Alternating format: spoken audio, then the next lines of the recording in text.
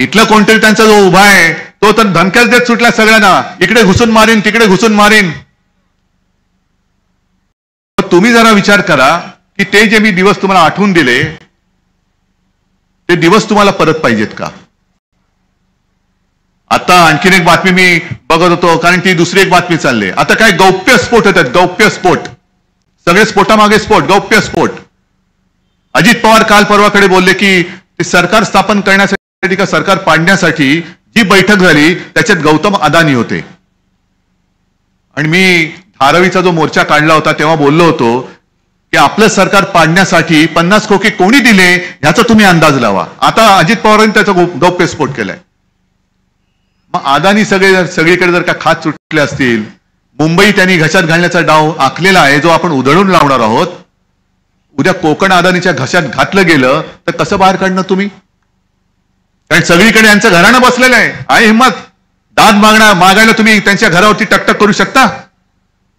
समजा असं होणार नाही, पण दुर्दैवाने हे इकडे ते तिकडे आणि यांचे बाप वरती बसलेत. हेच जर का कोकण असं झालं तर तुमच्यावरती अन्याय करणारे पण तेच, आणि ज्यांनी अन्याय केलाय त्यांच्याकडे तुमची जाण्याची हिंमत राहणार का? की अहो तुमच्या कार्ट्याने आमच्यावरती अन्याय केलाय, कार्ट्याला सांगणार का तुझ्या बापाने आमच्यावरती अन्याय केलाय? कोणाकडे दाद मागणार? कोण आमदार तुमचा असणार? कोण खासदार आहे तुमचे? बाकी या ज्या काही सगळ्या गोष्टी आहेत या शेवटी सरकार आल्यावरती मी करणारच आहे. म्हणजे इकडे मला सगळे दिलेलेच आहे, मागण्या त्याच आहेत पण अजून पुऱ्या होत नाही. आणि मी जिथे पुऱ्या करायला घेतल्या होत्या तोपर्यंत यांनी गद्दारी करून सरकार पाडलं. मुंबई गोवा रस्ता अजून होत नाही. नितीन गडकरी बोलले होते की असा रस्ता करेन की 200 वर्ष खड्डाच पडणार नाही. आता मला अशी चिंता वाटते 200 वर्षात खड्डे पडायला 200 वर्षात हा रस्ता तरी होणार आहे की नाही? कारण रस्ता व्हायला 200 वर्ष आणि त्याच्यानंतर खड्डा पडायला 200 वर्ष, म्हणजे आणखीन किती 400 वर्षानंतर कोण कोणाला जाब विचारणार? या अशा फालतू भूलथापा या मारण्याची यांना सवय झालेली आहे.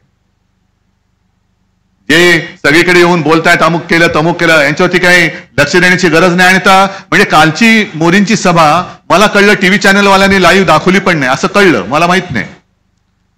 कारण ते काय बोलतायत, आज काय बोलले ते उद्या कळत नाही, उद्या काय बोलले ते परवा कळत नाही.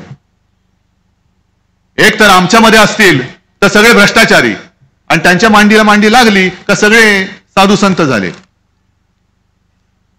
आज हे जे काय सगळे प्रश्न आहेत की तुम्ही अजूनही शासकीय दवाखान्यामध्ये सुधारणा नाहीये, मेडिकल कॉलेज आहे, त्याच्यानंतर विजयदुर्गचा रस्ता हा कोणाच्या नातेवाईकाकडे दिला तुम्ही म्हणालात?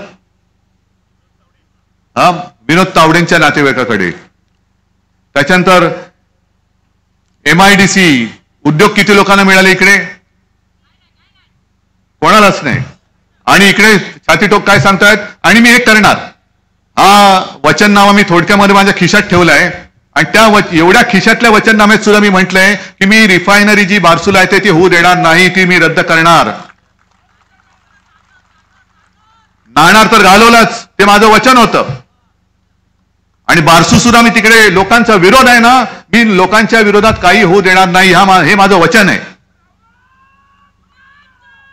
आणि हे लोक हे सांगतायत की आम्ही रिफायनरी आणू, आम्ही रोजगार देऊ. अहो तुमचं काय जातंय? तुमचे बंगले इकडे आणि परदेशामध्ये सगळीकडे असतील, इथल्या लोकांनी जगायचं कसं?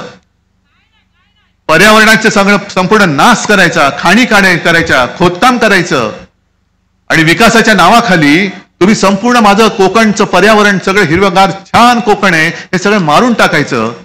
याला मी विकास मानायला तयार नाही, आणि असा विकास मी होऊ देणार नाही. मी कोकणच्या लोकांना वचन देतोय की पर्यावरणाचं रक्षण करून तुम्हाला रोजगार मिळेल असा विकास मी कोकणचा करून दाखवेन, असा विकास करेन.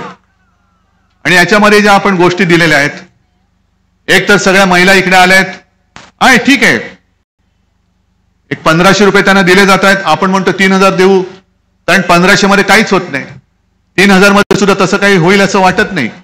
कारण महागाई एवढी जोरात वाढते की 14 साली गॅस सिलेंडरचा भाव काय होता आणि आता किती आहे तो बघा.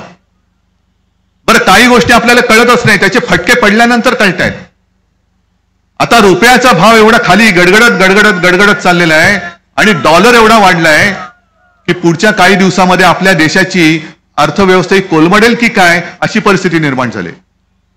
आणि म्हणून आपण जे पुढचं वचन देतो आहोत की महिलांना सन्मानाने, जसं हे करतायत की 1500 दिले म्हणजे तुम्ही आमच्या नोकर झालात, असं नाही. ही महाराष्ट्राची महिला आहे.